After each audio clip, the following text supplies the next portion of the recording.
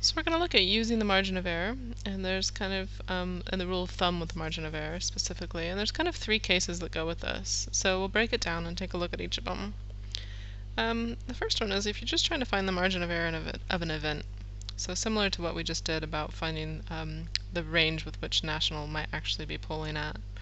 So this is just going to be 1 over the square root of n, and this is for no comparison being made. We're just trying to look at a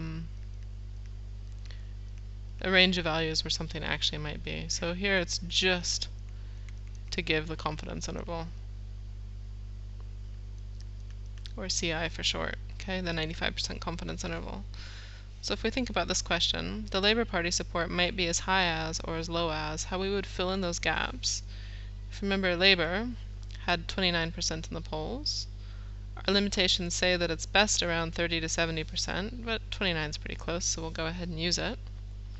Our sample size was equal to 102.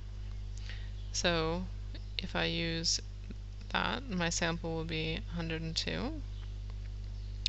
And here we have to do our calculation. So here, if I'm just trying to find my confidence interval, which is what this is, as low as or high as, I'm just going to use the 1 over the square root of n. So 1 over the square root of 1002 is equal to 0.03159. And the next thing that you want to do is turn it into a percentage.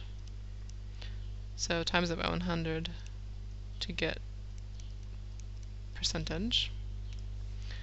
And we're going to get a number that is plus or minus 3.2%, just if we do the rounding there. I know that's slightly different from them just because they used 1,000 to base it on, but I'm going to use 1,002 because that's what they actually have. So if our margin of error is 3.2%, to calculate our confidence interval, again, we know that they polled at 29, so we've got to do 29 minus 3.2. And at the other end, we needed 29 plus 3.2%. So if we do the subtraction, we'll get 25.8%. And the addition, we're going to get 32.2%. So our range, our confidence interval, is anywhere between 25.8% and 32.2%. So that's what we would put in here, as high as 32.2% or as low as 25.8%. And just to have that, keeping it in mind, you know, our limitation, just remembering this,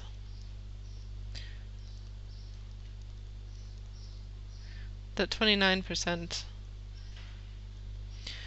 you know, is barely in the valid range for the rule of thumb. But it's pretty close because it's close to 30, so we're fine. And again, if it was outside of it, like if it was 12%, for instance, and we use the rule of thumb, we'd have to be aware that actually the margin of error is going to be much smaller than that. So again, if you're not doing a comparison, you just want to know what the actual range of a value could be, or you need to answer a question like, does this party have the majority?